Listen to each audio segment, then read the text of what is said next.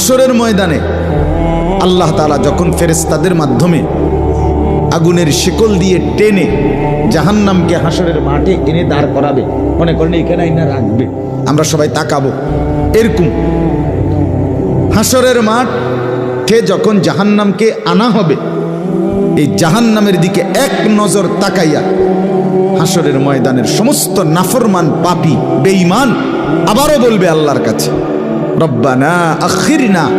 ইলা আজালিন করিব, আল্লাহ একটু সময়ের জন্য দুনিয়াটা আবার ফেরত দেন, হায়াত আবার ফেরত, সময়গুলো আরেকবার দেন, আরেকটু সময় দেন, নজিব দাওয়াতাক, আপনার সব কথা তখন মেনে নেব, ওয়ানাত্তাবিউর রুসুল, আপনার রসুলদের আনুগত্য করব। আল্লাহ বলবেন না,